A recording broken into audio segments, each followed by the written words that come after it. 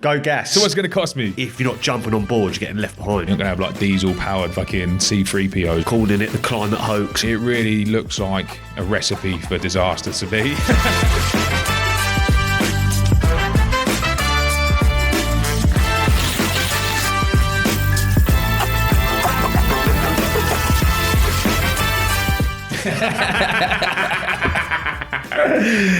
Piped up. Episode 2. We're back. We're back. We're back. Mate, this industry is fucking insane. Honestly. It never ceases to amaze me. It really don't. There's always some shit going on. But lately, the news has just been non-stop. So in this episode, I just want to get into some of these news stories that I've been seeing, mate, and just get your take on them. Just see what you think of what's been going on. Nice. So first up, there's a massive rumour out there at the minute that heat pump grants are going to be cut at the budget. In what way? So, you know, the bus grant, the boiler upgrade scheme, the $7,500 that people get, there's a rumour out there that they're going to be reducing that so that you can only access it if you're a low-income household. Oh. Callum, do you want to put up the article? Yeah, let's have a quick More look. cuts. Mate, more cuts. So basically, if you're a higher earner, you've got to pay for the full thing yourself. Potentially. Yeah. So I will run you through a very rough summary that we have. Basically, sources speaking to The Guardian are saying that Chancellor Rachel Reeves will be using the upcoming budget to remove energy efficiency levies from household bills. So instead funding them through the Warm Homes Plan. But the move will drastically restrict heat pump grants going to only those on certain benefits. It's a major cut that reduces government costs but limits access for most households. Supporters are arguing that subsidies are largely going to middle-class owners who already can afford the installations, with heat pumps costing around £12,500 and grants topping out at about $7,500. But critics are warning that the decision will further slow the shift away from gas boilers, which can be installed for around about $3,000. Yeah. Policy experts have called the change short-sighted. Think tank pieces say it could endanger jobs, undermine the UK's climate plans and raise long-term energy insecurity, claiming the savings for most households may go unnoticed, while those who support it will feel it the most. So what do you think? I think it's great. You think it's great? Yeah. Go gas. Team Gatto thinks it's great. No. Look, mate, if you like, the thing that pisses me off about it, that really, because like I'm neither here nor there. Heat pumps, gas boilers, whatever. Do you know what I mean, we supply radiators at the end of the day. Like it doesn't impact us as a business, so it's easy for us to be impartial. But what pisses me off about it is that there are businesses that have set up and invested, small businesses like you and me, that have set up and invested to support the government's rollout of heat pumps. And like they've been targeting 600,000 heat pumps a year. Like there's tons of installers out there that have retrained, invested in retraining. There's businesses that have literally set up systems, put so much money and time and effort into delivering the government's target based on the fact that this grant is going to be available to stimulate that market. And then they talk about just pulling it. Yeah, that's going to cripple them. It's going to cripple those businesses, mate. It's fucking out of order. It's unfair. It's bang out of order. People just aren't going to have the incentive. Like the main thing is you're getting that grant. It's a lot of work, ain't it? Yeah. And it's a lot of money. Yeah. Oh, mate. No one's doing it without the grant, are they? Because at this point in time, electricity is too expensive. Unless you're super wealthy and you're like very into the climate. Yeah, exactly. You know, which is going to be so niche. Yeah, and then you're going to want to do that.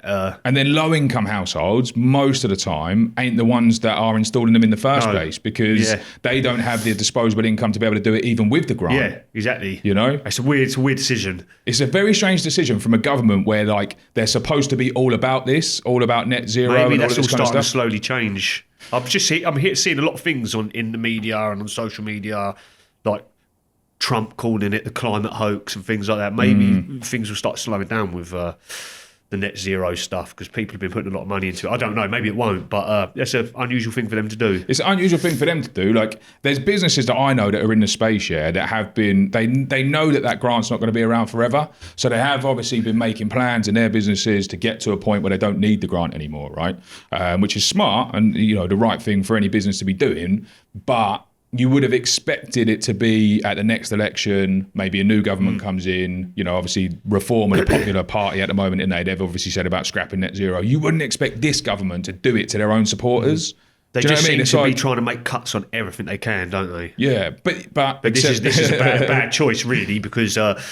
But I suppose maybe they've looked at it and they're just spending so much money on that sector, and it's just such a big amount going out when they can make a small change and it will just save them so much money, Yeah, it will. Yeah, but then you got to look at a government like this and just think, okay, well then what? That was your whole thing. What do you stand for now? Yeah, that was their whole thing. Yeah. Exactly. Like, what is their positive vision for the future? What do they stand for if not this? They can't be standing for anything apart from like benefits, basically, to be a little bit controversial. But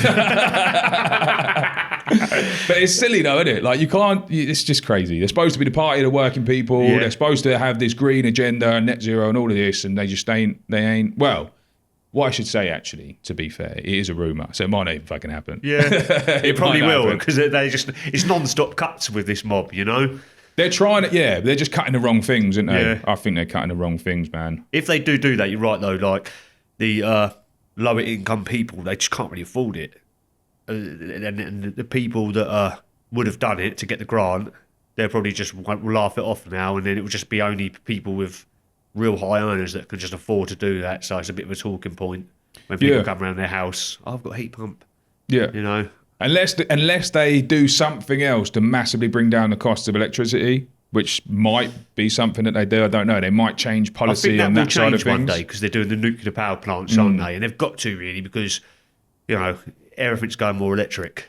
So we need to start making it over here. Yeah, for sure. More of it. For sure. I mean, there is investment going into that. There's investment. Like there's a massive solar farm going in Lancashire at the moment. It is owned by like a Canadian company, but. That is a separate point. But yeah, they...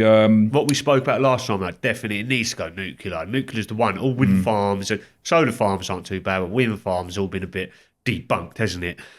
Well, there's a lot of issues with wind farms, ain't there? There's a lot of issues with like the disposal of the parts. And how long they last. And how much they cost and the engineering it takes to build them and install them and stuff. For sure, man, for sure. The offset isn't that much, is it? But I think, like at the end of the day, like one of the things I do agree with the drive, is like whether it's net zero or not. I think energy security is like a super important thing. Definitely. Like for us as a country, we should be producing our own. And with the technologies that we've got these days, the science and stuff, like nuclear's just should be easy for them these days and safe as well. I mean, we're a lot more advanced than we were, and we've had nuclear power plants for so long, So I mean, they must be able to build them now so much more efficient, or better designed, so that they're smaller maybe and just producing more. Yeah, absolutely, mate. I mean, speaking about the drive to electricity though, and the transition to electricity, there is another little kick in the teeth for the supporters of this government. Potentially coming at the next budget. I didn't know they had any supporters. I think they're dwindling at this point, ain't they? But they're now talking about as well at the budget, pay per mile tax on electric vehicles. Oh yeah, because also used to get some of the lads that I work with and stuff. They've got electric vehicles and you don't pay the tax if you have it through your company and like you. Claiming mileage and things, especially for employed people, if they've got an electric vehicle, they basically don't have to pay the tax. But the government are changing that now. So a lot of the lads that I used to work with when I was employed, they all sort of like opted to have electric vehicles because then they would save about $3,000 a year in tax. And now the government are changing that, so you will have to pay the tax. I think. Yeah, that's what I've heard. So, yeah, there is. Yeah, because it's like a benefit in kind tax. I think you're talking about where if you put a vehicle through the company, usually you have to pay a certain tax on that as if it was like income. And they got rid of that for electric vehicles, didn't they? But then they've been phasing that back in. But what they're doing with this is they're talking about like charging you for every mile that you drive. You pay tax for every mile that you drive in an electric vehicle. You got a detail on that one, Callum? Yes. So another one from our favourite friend Rachel Reeves is reportedly considering introducing a new pay per mile tax for electric vehicles or EV drivers at around 3p per mile, which could up to roughly £250 extra per year for the average EV user. The move is framed as a response to the decline in fuel duty revenue as more drivers switch from petrol and diesel to electric. However, the plan has drawn sharp criticism from car manufacturers and motoring groups, warning it could stall EV adoption undermine the UK climate controls, UK climate goals at a critical time. Implementation is not expected though until around 2028 after a period of consultation. So basically, you put all that hard work into buying an electric car Yep. to save money and do the climate, do good by the climate. Yep. And now you're going to get taxed on it. Now you're going to get taxed on it. Do you know what I mean? Again, it's like such a weird move for this government, like where like the people that are supporting this government are the people that are doing these things. You know what I mean? Like buying electric vehicles, making the transition to electricity, heat pumps, all of that kind of stuff.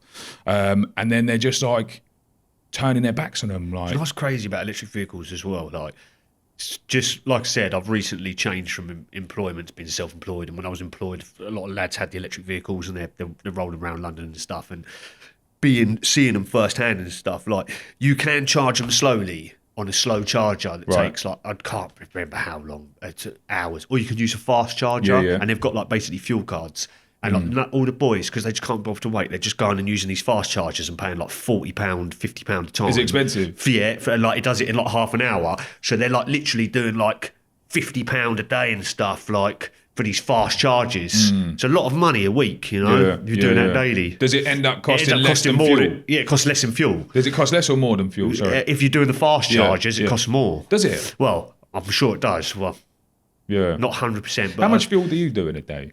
Or not in a day, or when you was like... Do you know what, the last van I had was the most economical van I've ever had. It was, I used to put like £110 in it and I used to get like 720 miles. Wow. And that was so good. My van before that wasn't as economical. I'd get like, I can't remember now, but probably like just over half of that, about 300, 400 miles.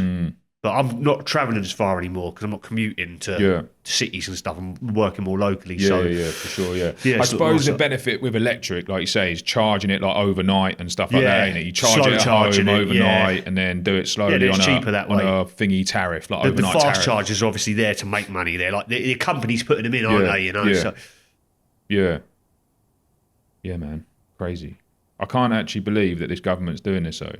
Like it's like if like I said, these are rumours at the minute. They might not actually happen. To be fair, by the time this podcast goes out, we'll be like behind because the budget is on.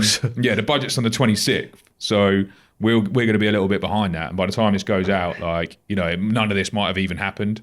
So still worth talking about. It's a possibility it could. It's definitely worth talking about. And like I don't know, we might be like completely on the wrong side of it, but. It's not like we started the fucking rumours. Heat pumps might dramatically slow down then. The potential to have heat pumps slow down. I think EVs will slow down. I think people like part of the benefit of an electric vehicle is like the reduced tax bill, and there's just a principle there, right? Even if it only costs you 250 quid, fine. Eventually, people might just get used to the idea, but I think it will just piss a lot of people off. Because it's like we're doing the right thing. And usually, when taxes come in, though, they only ever go up. Oh, for sure. So it'll start like that. If it comes in, and then eventually it'll be a bit more. Oh, mate, exactly. And then you know what's going to happen. Like, how are they going to control it? How are they going to know like how many miles you're doing? Yeah. Like they're going to have to hook into your electric vehicle somehow, isn't they? Yeah, they'll. Yeah. It's going to have to connect to an app on the internet. Digital ID as well, mate. Exactly. That's exactly what I thought as well. I'm like, you're basically you'll probably have to scan your digital ID to drive your own fucking car. Be like, no, you haven't paid your tax. You can't drive your car today. To like you as well, like in your own car. Yeah, they won't let you. We're like, no, your car can't start today because you haven't paid your tax bill. Oh, mate, I can't believe it. I can't believe they're trying to take us in that direction. It's not going to happen though. Digital IDs ain't going to happen today. I think at the moment I think it definitely will. They want to do it. Eventually, they want to do it. In 20 years, I think everything is going to be so digital. It's inevitable. I think we just won't be able to be without digital ID. I don't want it, obviously. I'm not a fan of it, and I definitely don't want it, and I don't like the whole fact of it. But I think we're moving so quickly now towards a next level digital era to what we're already in. We think we're in some real high end of technology at the moment with mobile phones and everything. But in 10, 20 years, the way our AI's going, things are going to just be like crazy. I think everyone will be digital IDs, like there'll be facial recognition everywhere. Like things, you go into supermarkets, you probably won't have to pay. It will just like read your facial and all your bank accounts will be linked. I mean, AI is just going to fly. Think what it's doing now. Think in 5 years. in 20 years, I mean, a lot of jobs are going to be gone as well. You think like it's a lot of stuff you can do on a computer. AI will be doing it for you. Yeah. And then at one point we'll get to a point where people really won't have to work. Like computers and robots will do everything, and we'll just all earn like probably a standard income, and we'll all just have a good way of life one day in the future. That's the way it will go. Mate, you're probably not Which far is wrong. sad, because I prefer like humans just like having their independence and doing their thing. But what's happened is the big tech companies and all the big mass earners and elites in the world, they've all, even though some of them, like even Elon Musk wasn't even an AI person, but they've all had to roll over and join the race. It's almost like the rocket race to space, you know. It's like if you're not jumping on board, you're getting left behind. Yeah, mate, that's a fact. For sure. I watched a video of Elon yesterday. Elon and Jensen Huang, like the CEO of NVIDIA. And like, mate, the way they built that plant, mate, it's crazy, incredible. And in that video, Elon Musk was saying, he reckons 20 years. That might be a little bit optimistic, but he reckons in 20 years work will be optional. Yeah. Like you'll just choose whether you want to work or not. There'll just be so much abundance by all the work that's being done by robots that people will just be able to choose whether to work or not, and everyone will just have stuff. And then he was saying, like, eventually the way he sees it going is money will just become totally irrelevant. Yeah. Which, funnily enough, is something my granddad used to say to me. So money's irrelevant. That's one of his little sayings. But I think, that's potentially the way it's going to go. I reckon it will. Yeah, I agree. This stuff with net zero, though, right? What seems really fucking weird to me with these changes that the Labour government are making is that it's all come like very soon after Bill Gates has made the mother of all U-turns. Well, he was the main guy, wasn't he? Yeah, check this video out, mate. Like, have a look at this. I bet Greta Thunberg's hurting. Bill Gates has finally admitted that climate doomerism is a mistake after years of saying stuff like this. The world emits over 51 billion tons of greenhouse gases. And as we keep doing that, the consequences for human life will be catastrophic.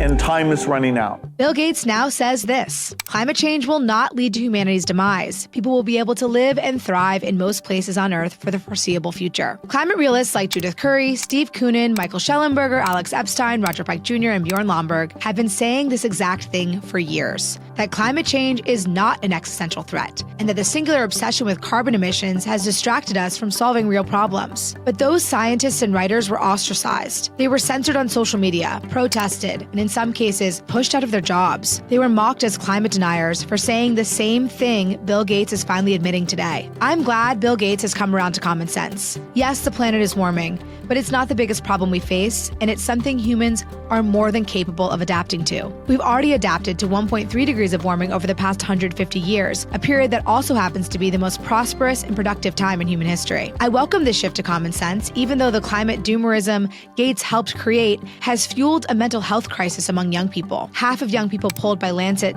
say they felt sad, anxious, angry, and helpless because of climate change. A 2025 study found that 1 in 5 young people in the U.S. were afraid to have children because of climate fears. I welcome this shift from Gates, even though for decades developing countries in Africa have been forced to jump through absurd hoops to meet the West's net zero goals, when we know that developing with fossil fuels is cheaper, faster, and more reliable than the renewable projects we pressured them to build to make ourselves feel virtuous. Meanwhile, the West still gets 80% of its energy from fossil fuels. Now Gates says this is a chance to refocus on the metric that should count even more than emissions and temperature change, improving lives. And Bill says we should now focus our international resources on addressing poverty and disease. And I agree. But if he's serious about making things better, it should start with an apology tour. Apologize to the scientists who were punished for speaking the truth. Apologize to the young people who sacrificed their futures because of the fear you helped spread. And apologize to the developing countries that were forced to stay poor, chasing green technologies that don't even work. Interesting video. Mate. You know, I've actually seen that video. Have you? Yeah, and it gripped me because I've always been on the fence with the whole climate thing, because I feel like it's just a big money mop up. A big way of control the mass by installing fear. It's one of the oldest tricks in the book, and just push the whole agenda. So if you worry people with their health, then or like the world's going to end through climate and stuff, people live in fear and sort of Right, people abide start by a way. acting crazy. Yeah. People start running around throwing paint on like paintings and I mean, shit. there probably is laying in the middle of the street, stopping traffic. exactly like all the Just Stop Oil people, but like it said on there, like all these young kids going through anxiety and people choosing not to have kids. I mean, there probably is there is global warming slightly, and climate change is a thing, but I think they've exaggerated it. Just to like, well, I mean, like Gates was like one of the major proponents of it, right? He was the one out there like driving. we all know all what of this Bill stuff. Gates is like. Yeah, but it's just like he's just flipped on it. Like Yeah. I actually watched his original interview on CNBC. It's probably because Like, it's he's getting just- so exposed now. That's probably why. But then you've got like governments, like in our country where we have like a left-wing government that has this entire green agenda, seemingly starting to shift their policies away from the net zero goals anyway, and it's just like. So it's just all been bullshit. Is that what we're saying now? Like, what the fuck is going on? Yeah. Like, it's just, mate. It just really confuses the hell out of me, mate. Because I was vegan for like 8 years. Yeah, right. I remember. Yeah, that was because like I believed really heavily in the problems with like greenhouse gases coming from animal products, and it was like an environmental decision that I made because I really kind of bought into that whole narrative. And then I just think, mate, think of all the burgers I missed out on here. And the steaks. You know what I mean? Wanker. Old Gates. But he gets a lot of bad publicity on social media and on X and stuff, doesn't he? People are always like, a lot of conspiracy theorists are always like sort of saying he's up to a lot of the bad stuff that goes on at the top hierarchies. So, but Yeah, he is into a lot of shit, ain't he? He's Yeah. like well involved in the World Health Organization. Exactly. He's involved with all sorts of stuff, ain't even he? the latest thing where they're doing something to cows. Can't think what it was now. Where they're injecting them, I think, so that I'm not sure. Yeah. Sounds fucking Maybe something nuts. with milk, maybe. But yeah, very unusual that he's going back on what he originally pushed for so long, because he Yeah. was their main guy, wasn't he? You know, Yeah. and with Bill Gates, if like Bill Gates says something, you've got all the people like, well, Bill Gates says it. You know, it's got a. Well, it seems to be the case, doesn't it? Because if he's flipped, and then now, like, our kind of like left-wing Labour government has also flipped. Yeah. Like, they're going, The fact actually... Trump's coming out in America and calling it the climate change hoax. And yeah. when he's coming to England, he's saying to the government, like, there's all videos where he's sitting next to Keir Starmer and he's saying, like, well, you know, you just need to start fracking oil. You've got the North Sea. You've got the North Sea and stuff like that. Yeah.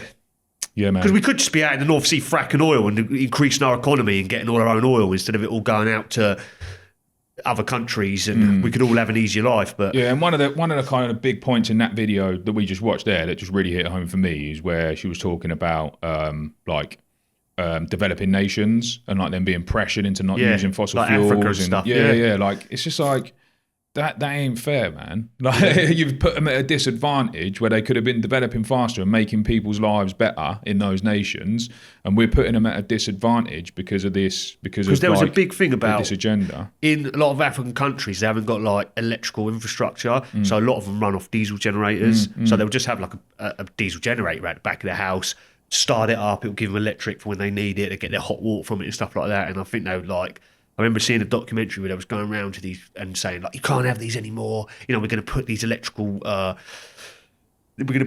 electrical infrastructure in, and then there was like sort of giving them like sort of time slots that it would be turned on, and like it was always breaking down. So they was like taking all these generators and making them like scrap them and stuff and get rid of them, and then Yeah. so putting pressure on people, it doesn't need to be. Nah, and you well- think they're like. Another thing we was just talking about, like if AI in 20 years is doing loads of jobs and there's not many people on the road, that's going to massively lower down Emissions and all that. carbon Yeah. emissions. I do actually think that naturally we'll transition to electricity anyway. Yeah. Because like electricity is like the ideal form of energy because you can generate it from things like the sun, right? Yeah. Like solar power is great, right? And generating electricity from the sun, which is just there all the time, and then storing it in batteries and all Yeah. that kind of Like stuff. the That big is the Tesla batteries. future, ain't it? Because you're going to need to power things like robots You know, they're going to be electrically powered. They're not going to be diesel powered, are they? You're not going to have like diesel powered fucking C3POs. The sun is the one.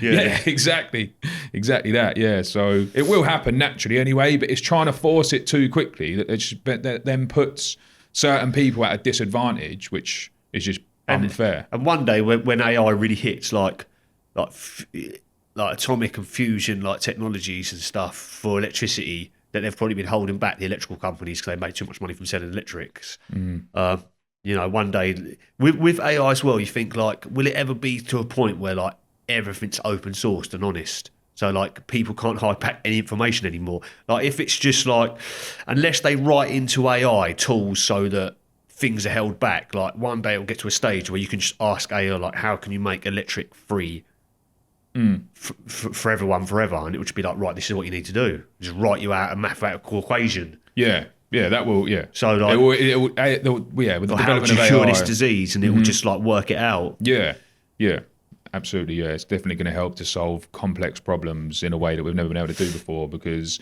of the computing power that sits behind it as well. Like you pair that with like quantum computing and all of that kind of stuff, and it's just the problems that we'll be able to solve will just become like.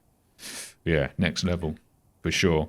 On a positive note, right, regarding the heat pumps and all of that, for everyone that does believe that heat pumps are the future, Heat Geek, who I was telling you about before, have actually just launched their new Zero Disrupt offering. Nice. Right, I think you'll find this interesting based on what we were talking about last time, just from the like the practical side of actually putting in a heat pump. Callum, do you want to bring up that video, mate? Yes, let's have a look. As the provider of the most advanced heating system design training available, we know full well that traditional heating system design relies on complex maths, rough assumptions, and best guesses, which isn't really that reassuring when heating system running costs are rising every year. And all these guesses end up with one of two outcomes. You totally disrupt your home by unnecessarily replacing pipework, install unnecessary tanks, put in many more radiators than you need to achieve the efficiency that makes your system affordable to run, or it underachieves on efficiency and you end up with high heating bills. Well, the heating industry just got a 21st century upgrade. Zero Disrupt combines data from the thousands of homes we've scanned with the live systems we monitor and uses AI to design a heat pump system for your home with the least disruption and the lowest cost physically possible. No more replacing every radiator unnecessarily. No more unnecessarily swapping your hot water cylinder. No more guessing. Now don't get me wrong, without the best trained engineers in the country, this simply wouldn't work. The combination of the best minds in the industry with the best tech results in an unbeatable offer. Guaranteed efficiency with the highest installation quality for the lowest cost possible. This will look a bit different from the processes you've seen elsewhere. Instead of showing proxies like flow temperature to try and guess what the heating system efficiency will be, Zero Disrupt designs a system for a guaranteed real-world efficiency across both heating and hot water. And that's what really matters, because it directly determines your comfort and your bills. What do you think of that? So is this these lads' app? This is their app, yeah. What they do They're is onto a winner. That's really cool. They train installers. Yeah. So they have a whole installing. I think they've got 200 installers now nationwide, who are trained on their like methodologies and calculations, so that it can be done manually. But then they empower their installers then with this app. I had a go on it the other day. I was actually at their offices the other day, and I had a go on it. Right. So basically, every installer gets an iPad. Yeah. And then you go into someone's house. Maps out the house. Yeah. Maps out the whole house. It's going to work out the most logical way to run everything. Yeah. It does all the heat loss calculations, and then what the homeowner is able to do is decide what efficiency they want. So ranging from like 360% efficient up to like I think 500% efficient, and like whatever, and these guys, what they do is they guarantee the efficiency, which is why I think is fucking brilliant, because if they design the system and install the system and it doesn't perform to the guaranteed level that they've agreed with the customer, they will go back and like cover the cost of making it good so that it performs to that efficiency. So so the customer, the homeowner, is assured that they're getting like the output that they want, which is a better efficiency, right? It's not, they don't really care how they get it or what has to go in to do it. They care about how much does it cost and how much am I going to save on my bills. So I think it's brilliant, man. Like just as a standalone solution, do you know what I mean? So that what they want to do is be able to just compete with gas boilers, right? They don't want to, they know that the grant's not going to be around forever, so they know that they need to bring the cost down to a point where they can install systems at a price that just makes sense. And the only real way to do that is by reducing the amount of disruption, reducing the amount of like pipe work that you have to change, and reducing the amount of radiator upgrades, because there's only so big you can go with rads, right? And most people don't want their whole house ripped apart to replace all of their pipe work, do they? No. So that's what this does. Like they're using AI within their system and in their algorithms to like calculate all of this stuff. It's a clever idea. I like it. Yeah, because a lot of people then, it's going to work out the more logical thing. Like you said, it's going to show you all your sizing, everything you need to do, and the most logical way of doing it with causing as little disruption, which is a lot of the time the hardest part of the job. The fitting it's all the easy part. A lot of the time it's working out how you're going to run everything and get everything in position and where to put stuff and what size needs to go where and bits like that. So yeah, it's really cool app. Yeah, I think it's brilliant, mate. And well, they do still need, like, these are the types of companies I was talking about earlier, where obviously the grant is still necessary because of the cost of all the materials and because of where the market is at the moment. The grant for them is still necessary because it's a necessary part, like component in funding the installations. So if that does get removed for homes, like with for like medium income households, basically people that can actually afford it, businesses like this that have been investing massively into creating systems like that, like the apps and things, they're just going to be really letting them down. Well, hopefully still the people that are out there still smashing out the heat pumps, because I'm sure there will still be heat pumps getting installed, even if it's a niche. They'll use that app because that's just going to make your job a lot more simplified if it's working everything out for you. Yeah, and the other great thing about it is like the installers are all like independent installers. They're self-employed installers. So they become like Heat Geek trained or Heat Geek elite installers effectively, but they still work for themselves. So they don't work for Heat Geek. They work for themselves. And so within the like back end of the system, you set your own prices for the work that you do and for your labor and everything like that. So that they're not telling you what you have to charge for your work. Yeah. You set your own prices for your work. They supply all of the materials. Like, so when the job goes through, they order and supply all of the materials directly to the customer, and then you just go on, obviously, on the installation date. And do they sort the grant part out and all stuff like that? They sort all of that out. Oh, yeah, they're onto a winner then. That's a good way to do things. Because a lot of people, like myself, when I've done the odd heat pump, it's the grant and all stuff like that. If you're not doing that all the time and you're not used to the admin side of all that, you just have time. It's like a lot of effort. Mate, can't really be bothered. Sounds like maybe you might be thinking about switching over to the heat pump team. Do you know what? I've been doing aircon for 18 years, as well as gas. Gas, I'm predominant gas and plumbing, but I've been doing heat pumps, not domestic. They're different. They're like a outside condenser with a heat pump, just similar to an aircon unit with a heat pump built. Slightly modified, but we've been using heat pumps in the commercial sector forever. It's just an air conditioning unit that runs backwards, but it's different with domestic heat pumps. They just have like a little compressor in there and it's all in the outside unit and it transfers it to glucose and pumps it into indoors. I understand the science behind it all, and I've fitted some, but I could actually work on the refrigerant side of it all as well, so I'm clued up in it all. But it's the disruption side of it that's put you off, ain't it? Yeah, it's more I just haven't... I do too well out the gas and plumbing and normal aircon, and it's a lot of work that needs to be done for people's houses. But this changes that. This does change that, definitely. It does change it, Might be something to look into. Who knows? It might be. If I ever get some heat pump work coming. I think, like, realistically, what's most likely going to happen over the next sort of 10, 20, 30 years, there's not going to be like a rapid transition where everyone's now on heat pumps. It's not going to happen. There's too many, like there's millions and millions of homes on gas boilers, right? Yeah. But there will be some, like the heat pump transition or the heat pump installations will continue. And I don't know why they didn't push aircon more.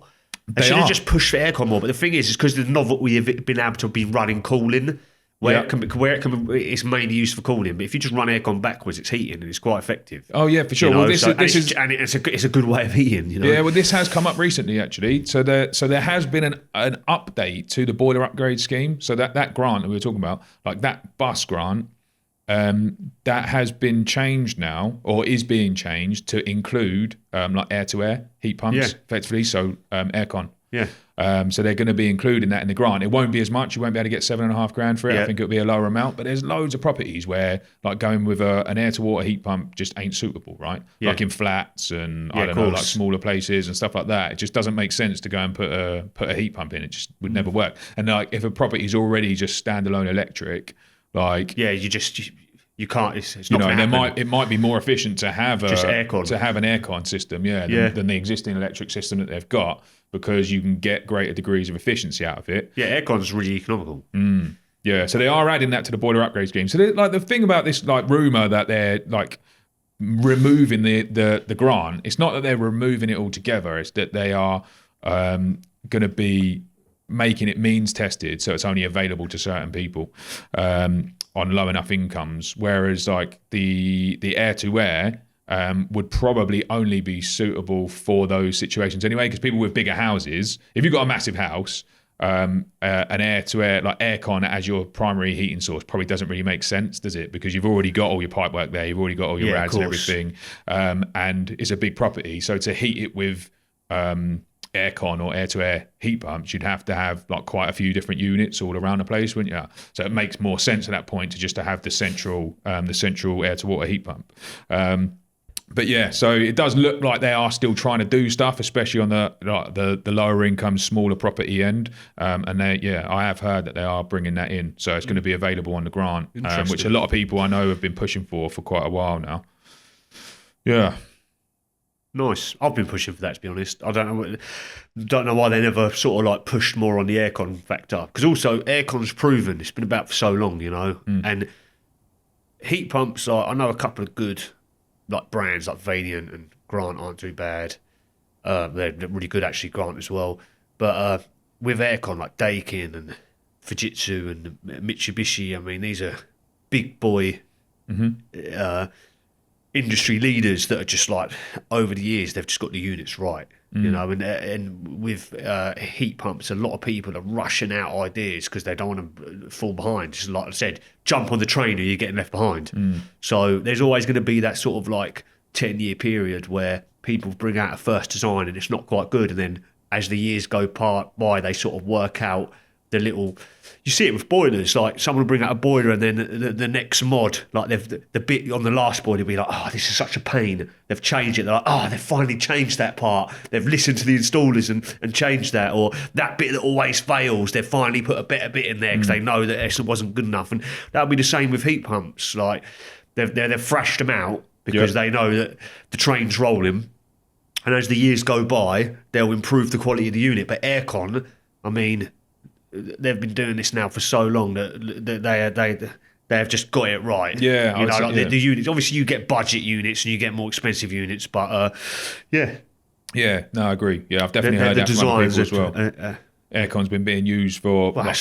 It's forever, isn't it? Like since before gas. Yeah, definitely. And then with this shift here, like what these guys are doing, making the installation side much more economical.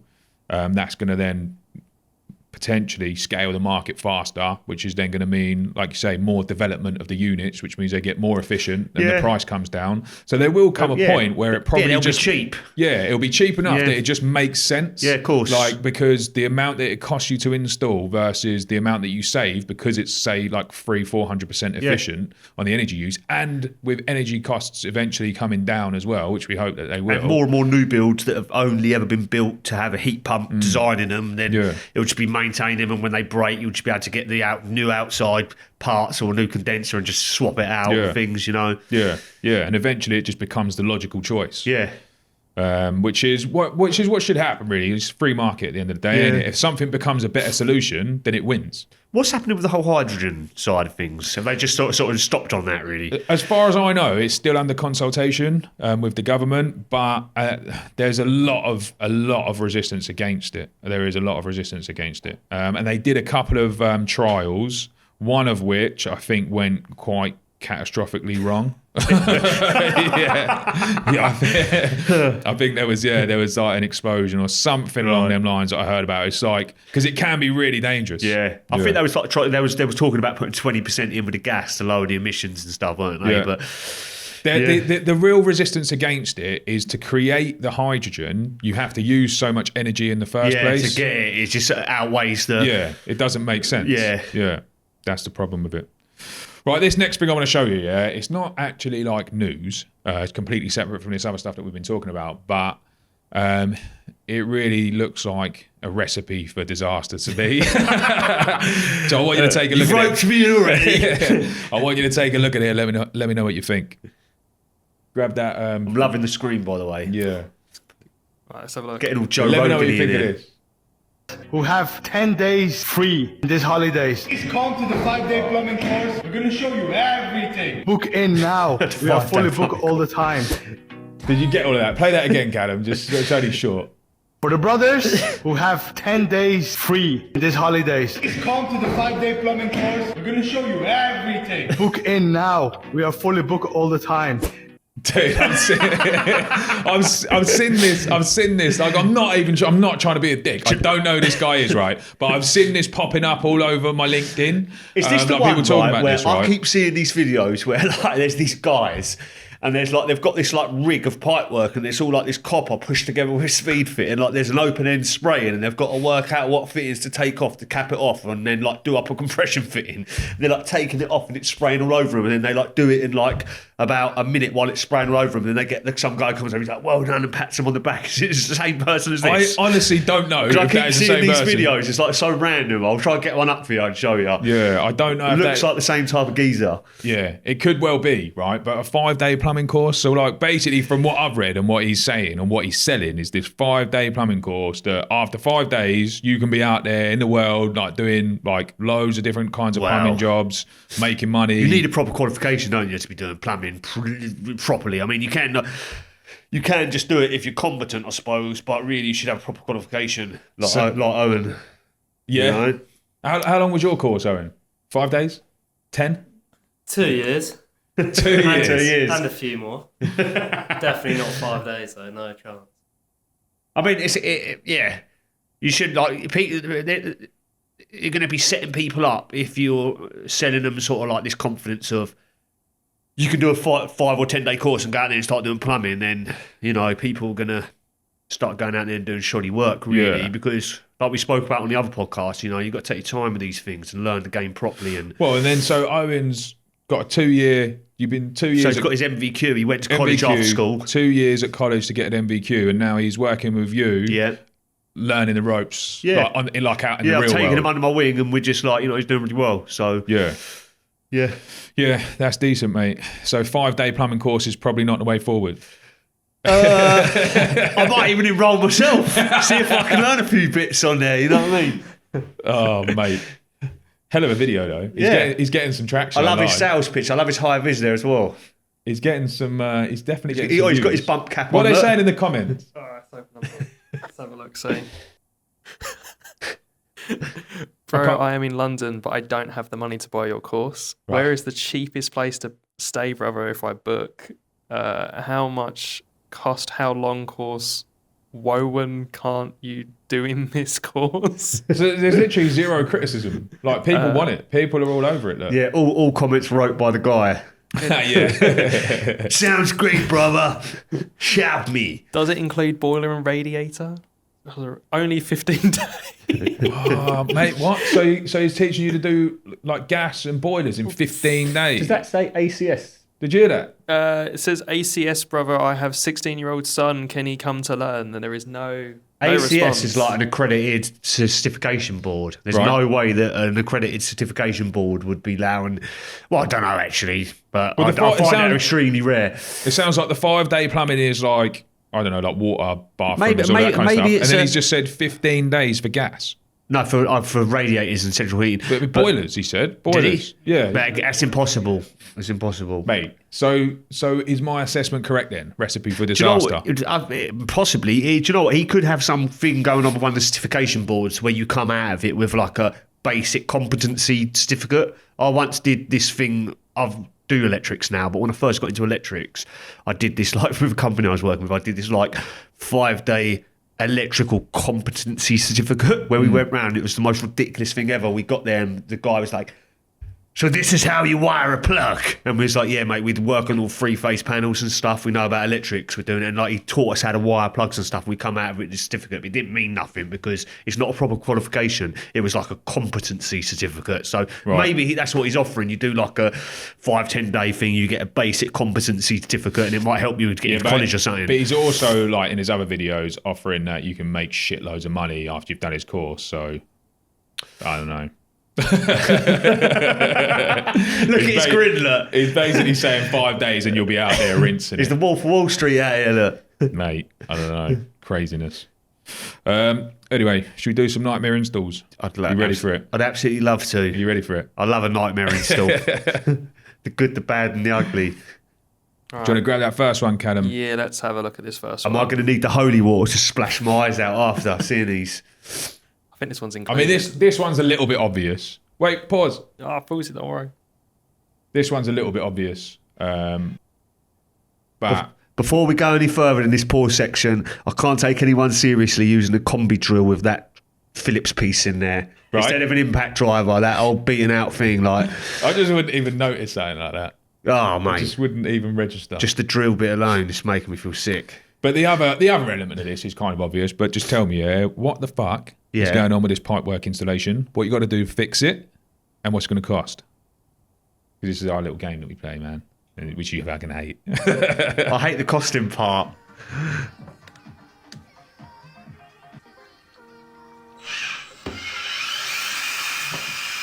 Oh, it's gone for a pipe or something. Oh, drop your screw down the side. don't need that. Oh. Oh my god.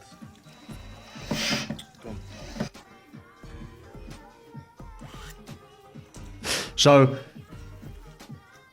Like I said, it's kind of obvious what has gone wrong. But so he's obviously drilled that in there himself because that would have been leaking with that screw in, and also they're new screws. Like usually they're nailed down floorboard, so he's obviously screwed that in there and then pretended it was in there and unscrewed it straight away. do you reckon? 1,000,000%. I did wonder that. I was like, how could that just be there? That wouldn't be holding that. And secondly, it looks like he's got the water off, or that's tank fed or something. Like I know it's coming up, but that's not pressure. If that was mains, that'd be going. Psst.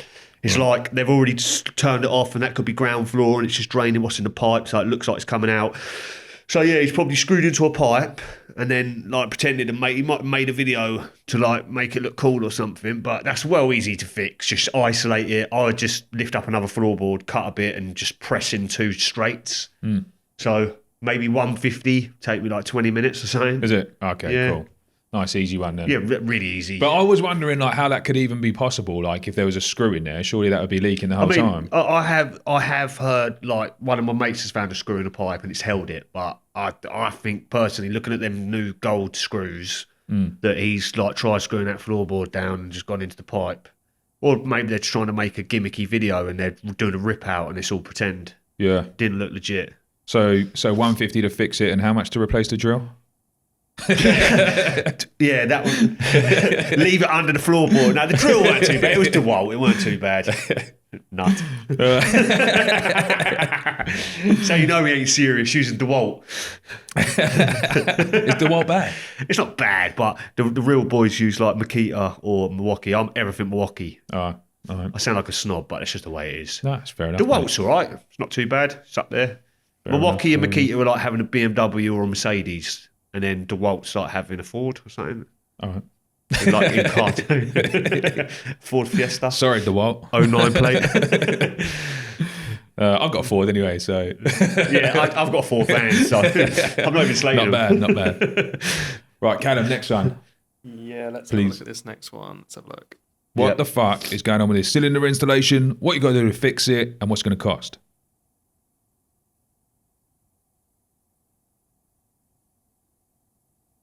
Well, the expansion vessel is in the wrong position.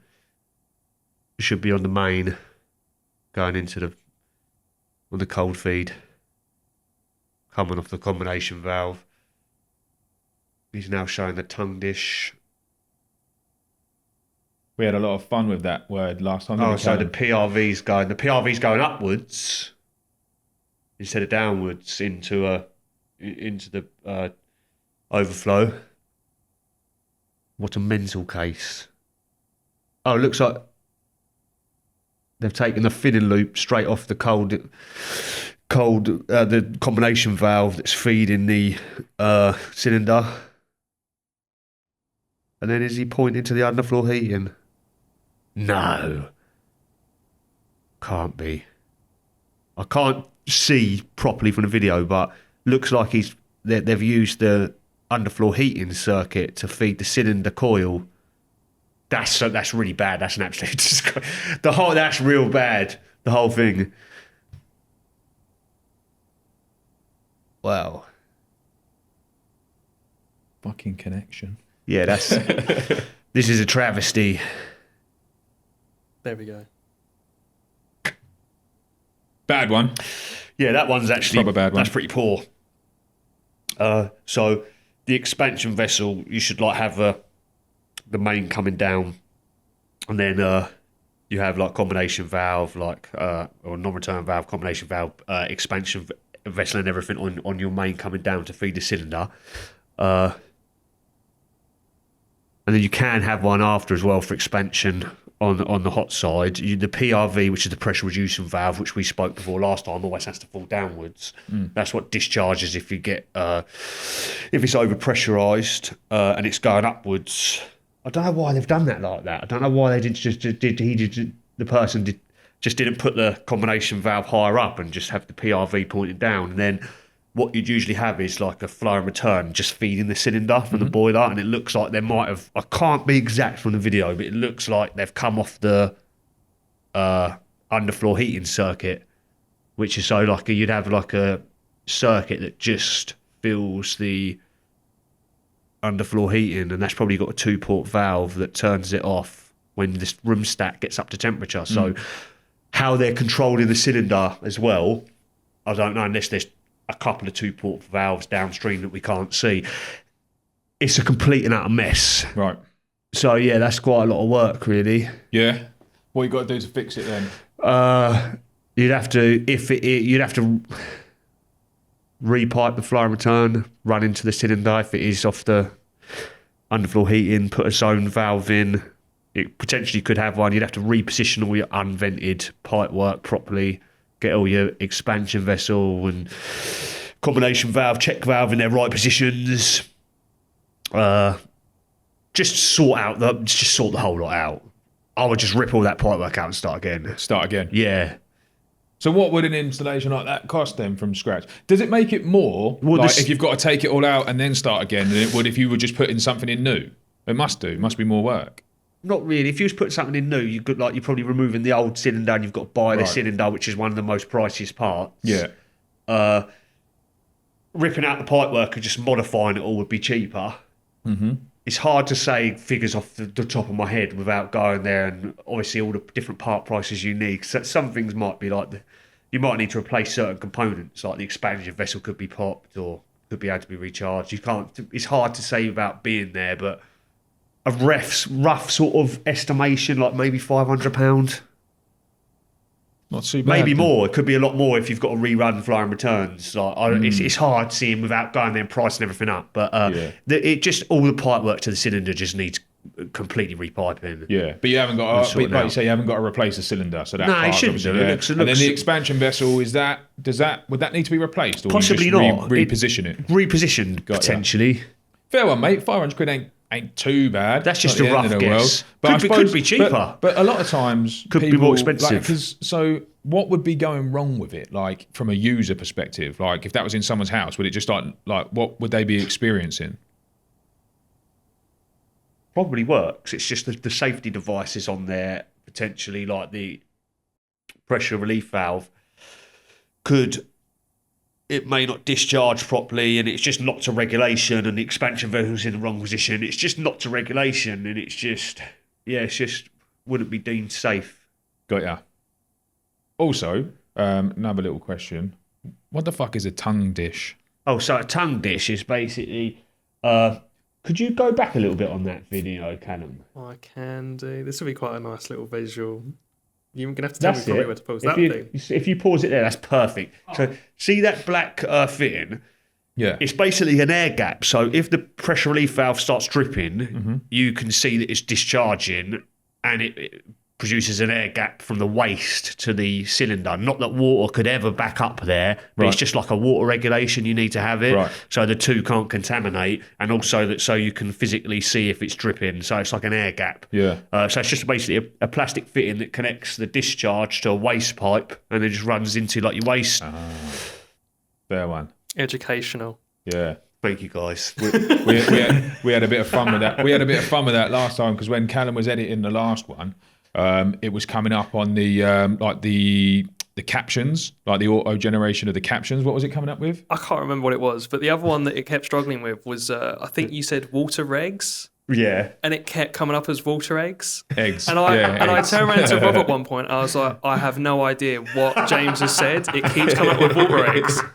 What's an egg? What's a water egg? So, no, very educational. So, cheers, bro. Thank you. Yeah, nice one. Yeah, because he asked me as well what a tongue dish was. I was like, what? I don't fucking know.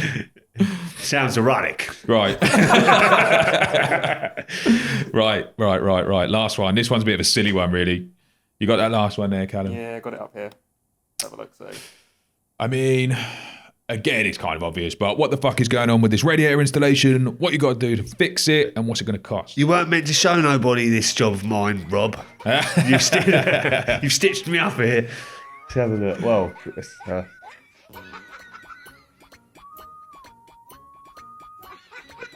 I like the music to go with it. Do you know what you need with that one? Do you know the recorder when someone does like the fake Champions League song, like they do the fake songs? I don't know. They should have just used a longer rad and measured it properly, and they could have just gone straight into each pipe. But like, why would you need to go round like that anyway? Like, why would you not just go up? Well, because the pipe's this side, it's too... Well, unless they used a right-angled valve, someone obviously just doesn't know what they're doing. They've just used straight valves instead of right-angled valves, and they haven't measured the radiator properly. Yeah. So there's two ways you could sort this out. And also they've got service valves on them, and people don't like... Heating engineers don't like service valves because they all end up sludging up and stuff, and they restrict flow. Right. Unless they're full bore. So underneath the fitting...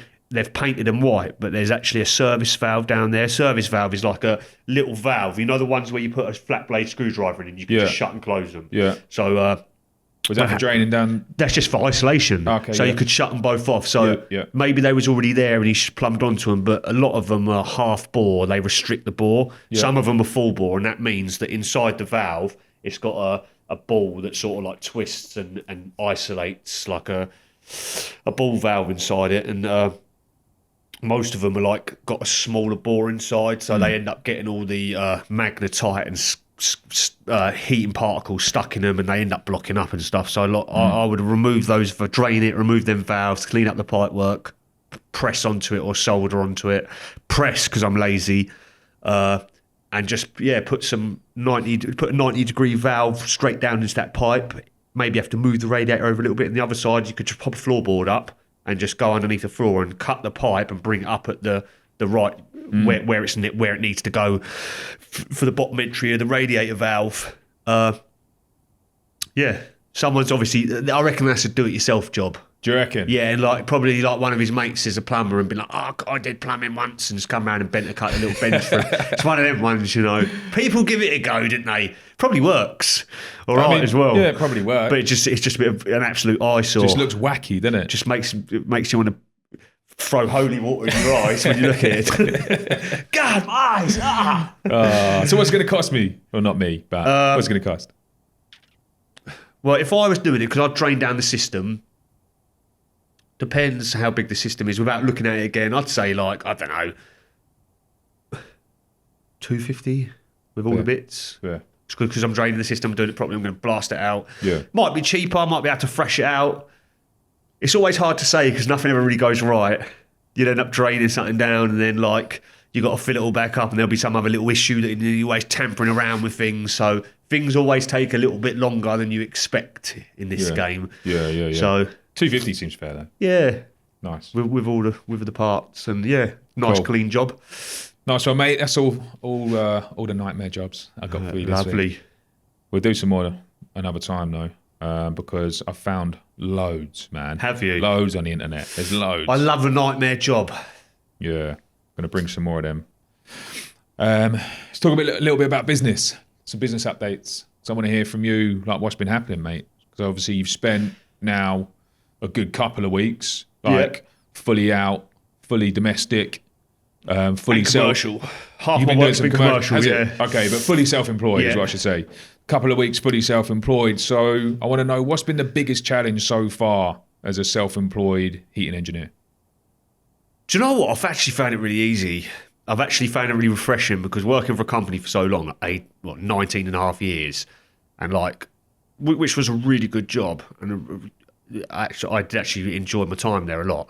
But just like all the bureaucracy and reports and signing onto computer databases and work permits and trackers and boots and telephone calls, all these little things you forget. Like, and then I just wake up now, have a diary, just go to a job, do what I need to do, send an invoice, and I'm done. It's lovely. Yeah. And where all my work's more local, like I was going around Essex and sort of London, so one of my jobs would have been like an hour away, do a couple of hours work, try and get another one in an hour away, then home.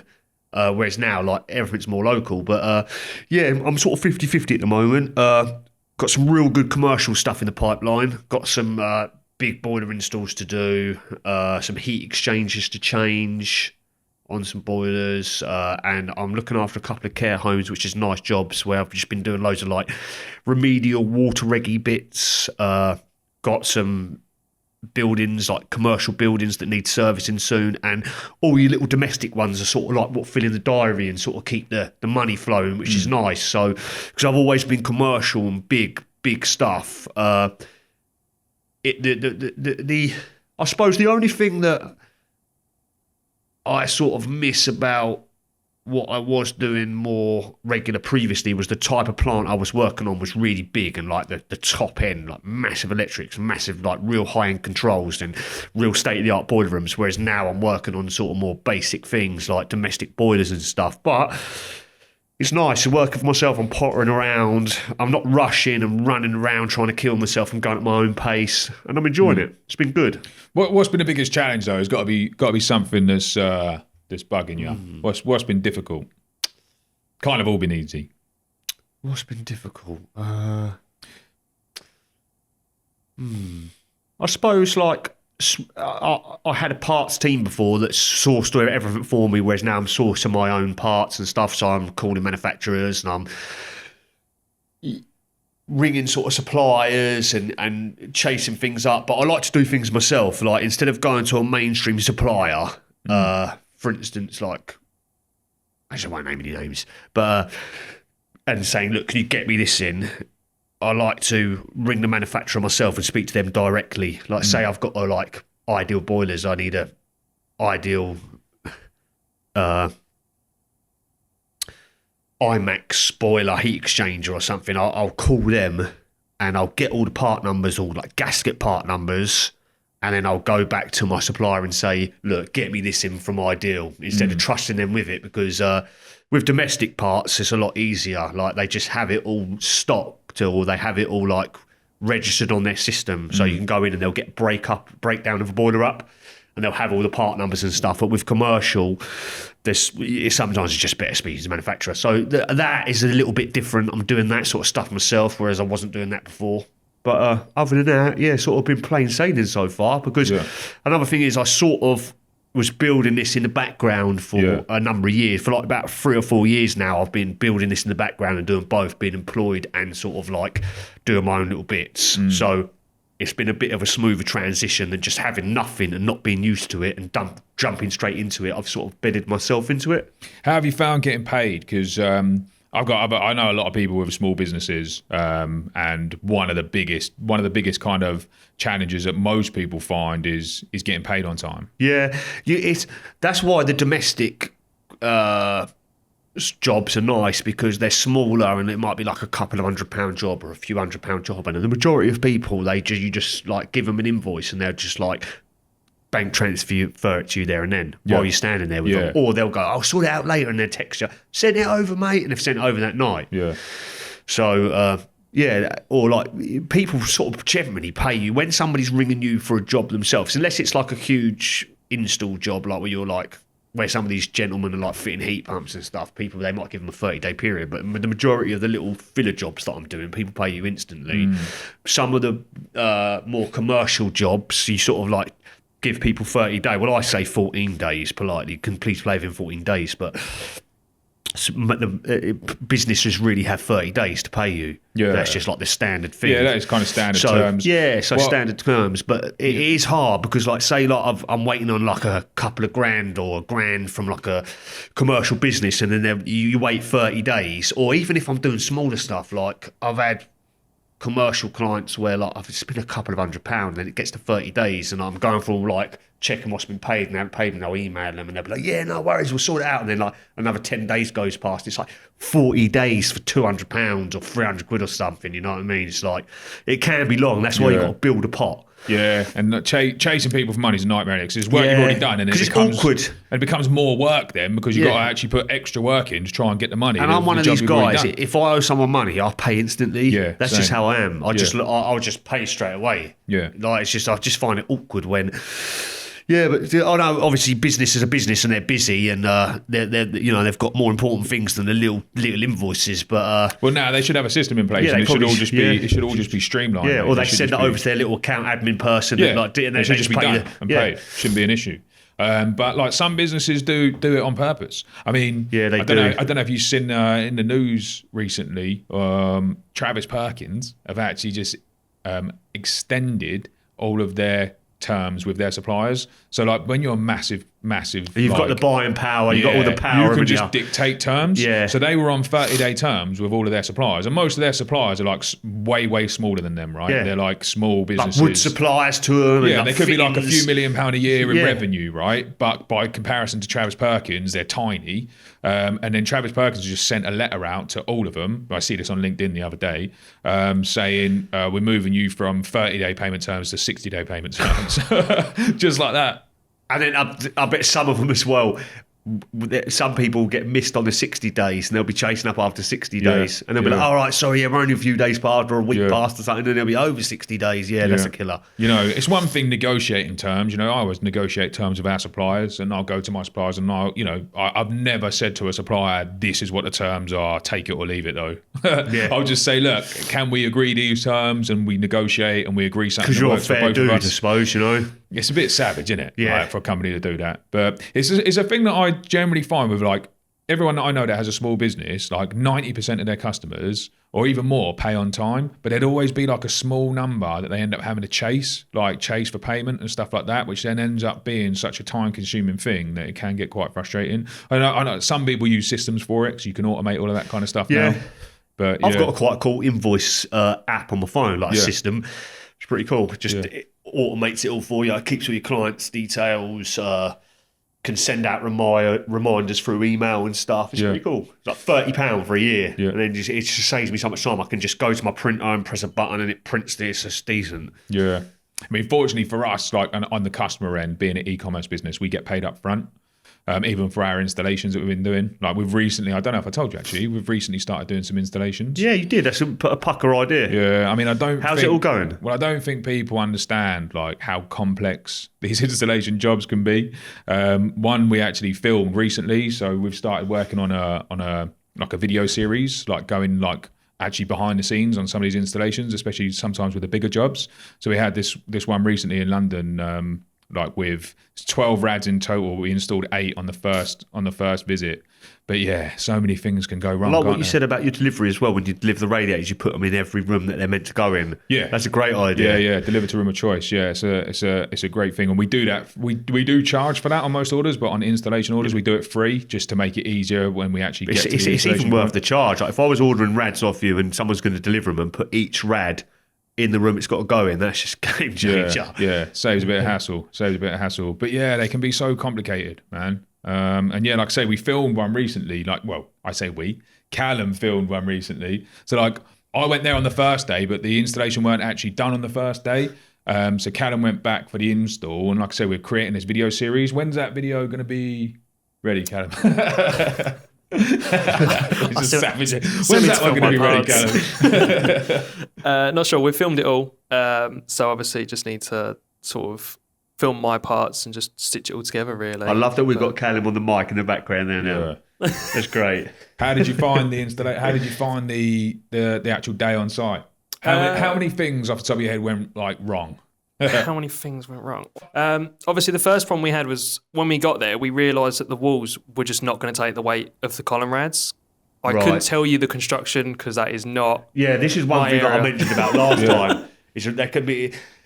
It's a pain. Heavy rads on plasterboard walls. If there's a dot and dab or there's an air gap, they can just crumple in. That's why I was saying about them core fix screws. Or sometimes you just got to put some sort of like filler behind there, like a bit of liquid cement and stuff. Yeah, so we did actually have a problem with one of them. So he was drilling the holes in for the bracket, and literally just the wall just crumbled. Yeah, just full went. This is like an old Victorian house. Yeah, and sometimes you can get breeze block that's like that white sort of like soft brick, and it literally is so weak. When you're drilling in, you've got to like use a metal bit and go really slow with the drill. If you go on it with an SDS, the whole brick will just go. That sounds pretty much what happened. Yeah, we've all been there, mate. We've all been there. Yeah. There was a lot of silicon used. But yeah, no, literally the main problem was just trying to get them on safely and obviously not take the wall out. The same process. Obviously, these were all, I think they were mainly 3 columns, so they were pretty hefty as well. There were a couple of long ones. Yeah, 4 columns on there as well. Yeah, there was a couple 4 columns. But yeah, no, I think we mainly aimed for like 4 rads per day because we were there for 2 days, but got them all done. I was there taking up photos and videos, and they're all absolutely ripping hot. So you're going to cut them down into some shorts and things? Yes, so that is the plan. Although could be quite good to get your opinion. What are your thoughts on balancing? Because the plumber we went out with was not massively into balancing. He just didn't think they were relevant, didn't think they were worth it. Absolutely essential. Absolutely essential. That's like saying, is it worth taking the handbrake off a car before driving? Literally. Driving with a handbrake on. I can help. Yeah.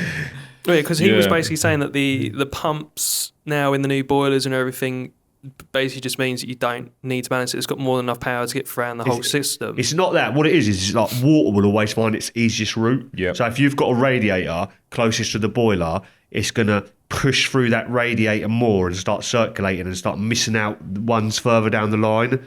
So you need to restrict the flow to that. You do it in order. So the closest radiator, you reg down the lock shield valve, and then you're restricting the flow into it. So flow's going around it, but then the pump's going to push the water past it down to the next radiator. Yep. If not, it will just short cycle mainly through the easiest route. It will still go down and heat up, but it's just not as effective, and it's not going to heat up as quick. One will get hot really quickly and be red hot, and then other will gradually get hot. And then you might have one right down the end that only gets lukewarm. It takes ages to get hot. You sort of got to push the water along each rad by reducing it to each one.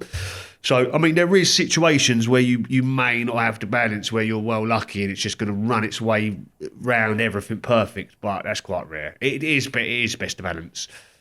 No, sounds good to me. Yeah, we're sending him back. We sent him back. Did you? Yeah. It's got to be done. Yeah, it's got to be done. Yeah. Especially on new rads as well, because, I mean, you've got such like everything's so new and hollow and open that it's such easy circulation that it's definitely going to just find that easiest route. Yeah. Yeah, I mean, it's fluid dynamics. It's of course it is. You know, it's just that's exactly what it is. Yeah. Love that. Fluid dynamics out here. Yeah, man. I told you I know how it all works. I just can't put any of it together. I like the terms. I'm start using that one myself. Oh, mate, that's what I got for this episode, bro. Lovely to be here again. All we need to do now, actually, is get some people to subscribe. Subscribe. Have you got any ideas on how to get people to subscribe? I think like let's get the cool shorts going. The shorts are the one. Like Callum's been getting that epic content. He's got to make them into some shorts, and I think it will just start coming. I think we just got to push the piped up. Yeah. Tune in, guys. We'll just keep coming with the topics and try and make it more and more exciting each time. That's it. That's what we got to do. Be ourselves, and if people like us, they'll subscribe. They'll subscribe, exactly. Yeah. Yeah. They'll make that decision for themselves. We don't even need to ask. We're not even going to ask you to subscribe. Actually, that's how confident we are that you're going to keep coming back.